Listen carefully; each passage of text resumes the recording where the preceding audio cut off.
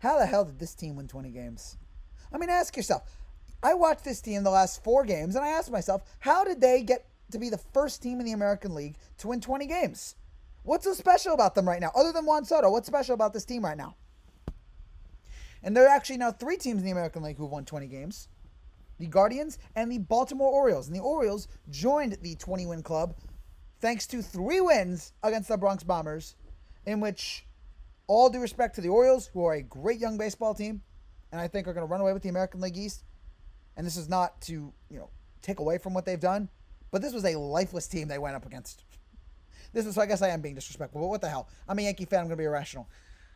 This Yankee team, after coming in here, having scored 30 runs in 2 games against the Milwaukee Brewers, and I was not expecting 30 runs in this series, but I was, thinking maybe 20. 20 would be nice. 15, I'll settle for 15. This team, in 4 games in Baltimore, scored a grand total of 6 runs. 6 runs. The Orioles scored more runs today than the Yankees have all series long. And when you think about it, 5 of the Yankees' runs this series came off of the home run.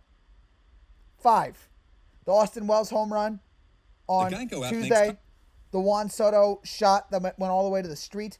Oswaldo's home run that went inside the foul pole yesterday. And then today, Glaber's home run. And Glaber's home run is the only reason why he's not going to get absolutely killed by every Yankee fan today. Because Glaber has been awful this entire season. But he saves himself. He salvaged himself a little bit with the home run.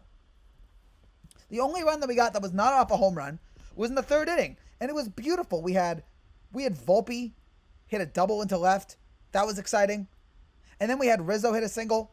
That scored Volpe. Volpe was barreling home. A beautiful sight to see. Yankees take a 1-0 lead. At this point, I'm feeling pretty good about myself.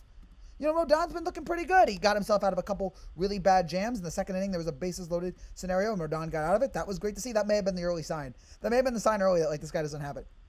After going 1-2-3 in the first, I'm thinking, all right, things are pretty good. He gets the bases loaded. He strikes out 2. Gets McKinnon to fly out to left. I'm thinking, all right, Rodon's got it here today. Was totally wrong.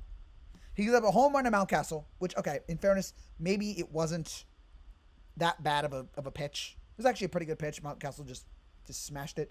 Top of the 4th inning, Oswaldo becomes the latest Yankee to hit into a double play this year. Oswaldo has not hit into a double play all season long, and today he made time for the first double play he's grounded into.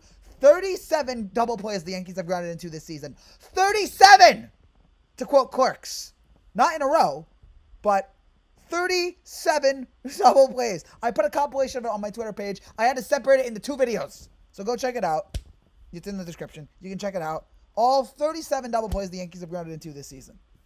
Truly horrendous. Leading Major League Baseball. Actually, by the way, it's now 38 because Oswaldo did one later in the game. So 38! 38 double plays! It's like the 2022 team. The hell is wrong with this team? Was it the 2022 team or the 2021 team that grounded 2 doubles? I don't remember. It was one of those 2 teams that just grounded double plays constantly. And this team's doing it right now. Over and over and over and over again. Oswaldo did it twice today. 1 for 6 runners in scoring position. 7 runners left on base. Not to mention, Rodon gave up 3 home runs today, including 1 over the left field wall. And this is why I was thinking about it when Mateo hit that home run. When you give up a home run to Mateo, who hit like 7 bombs last year, that's not good. It's not an encouraging sign. And Rodon's been good for us this year. This was just a bad start. 4 innings, 8 hits, 6 earned runs, 6 strikeouts, 3 home runs, though. That's the killer. That's why, I now looking back on it, I cringe when I think about how the Yankees were complaining about the left field wall a couple years ago. Like, you know what? Don't complain about it. Just hit one over the wall. Orioles can do it. See Mateo. Mateo can hit one over the left field wall. Oswaldo, that was a nice shot you hit a couple nights ago. Wouldn't have been a home run, but it wasn't a home run because they moved the walls back. Don't complain about it. Just hit one over the fence. The second Michael Kay said that, you should have known the Orioles were going to hit one over the left field wall. But there you go. Mateo hits one. McKenna hits one. Top of the 5th inning, we got a little bit excited because Soto hit a triple. Rizzo had runners in the corners. And we were thinking, possibly. No. He pops out to Gunnar Henderson.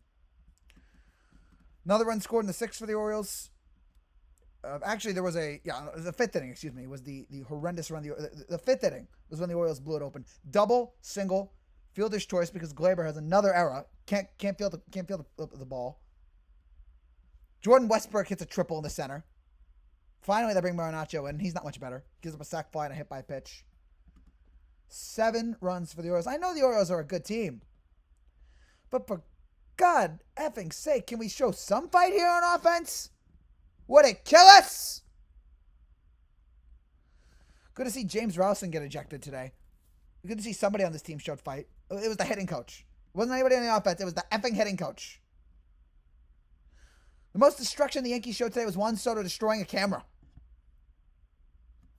6 runs in 4 games. And you just wonder what is happening with this team right now. Why does this team go from Milwaukee to where they were dominating? And Milwaukee's a pretty good team too. You come here to Baltimore and you just lay there. With the exception of the 5 home runs you hit.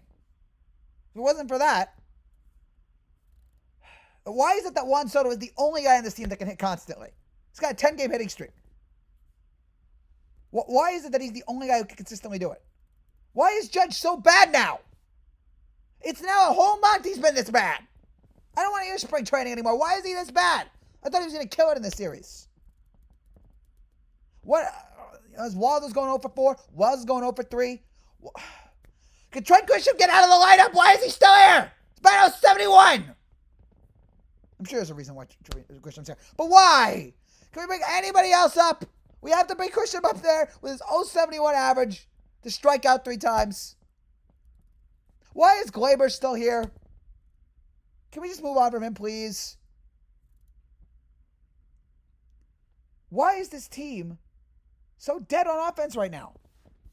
And what happened to that dynamic? I keep asking myself, what happened to that team at the beginning of the year? Where did that team go? Was it just that the Astros were really bad? Is that what it is?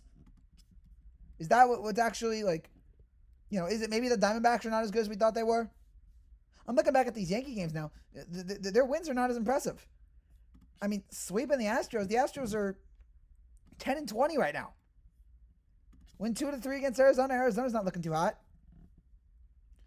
2 out of 3 against the Blue Jays. That's not a juggernaut right now.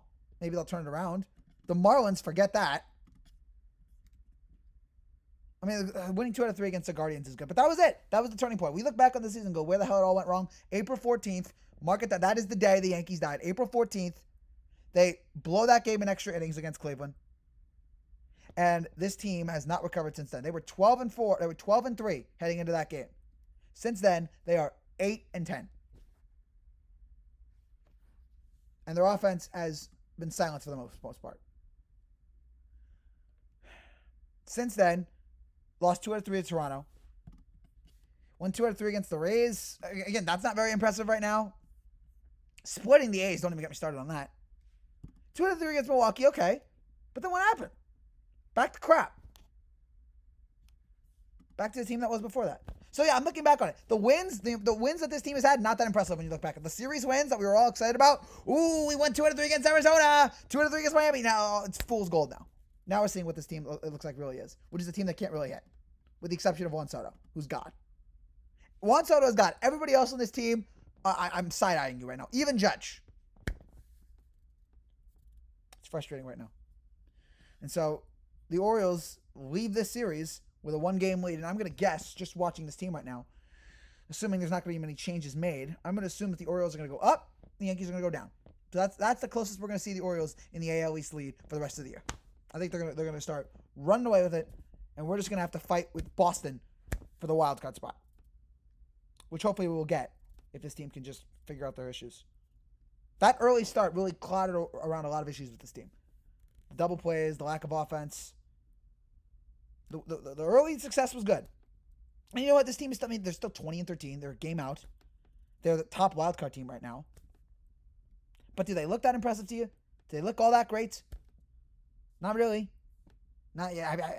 Do you have a lot of confidence in this team? When you watch this team, do you feel confident? Do you feel like they're going to be able to do things? They're going to be able to move forward? That they're going to be able to win ball games? Not me right now. I just see a team right now that is just struggling offensively, that doesn't have any spark, doesn't have any pop. Even Verdugo came out today and he couldn't really do anything. Just a lot of issues right now. Fortunately, we go home. Thank God we go home for 3 games against the Tigers that are actually pretty good right now. So that's not a cakewalk either. We might be 20-16 by the time this series is over. Time for concern. Time for concern. And again, I'm not going to rip Rodon. He's been good so far. He's been very good for us up until this point. But yeah, today was bad. But again, if the offense is going to help you, then what can you do?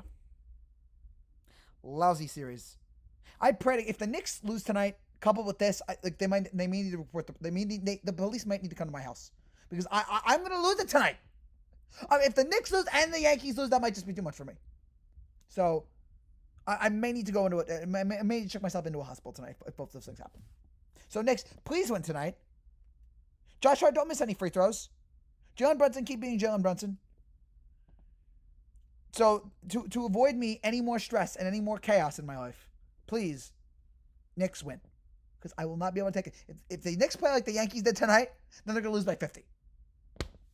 Please don't do that. We'll be back tomorrow for Yankees Tigers. I only pray it's going to be better than what we just saw. But nothing I've seen in the last 4 days have me feeling confident about this team. Nothing makes me think that this team is going to turn it around. They might. It's a long season, 162-game season. Hope they can turn it around. I pray they can turn it around. But right now, I have a lot of doubts.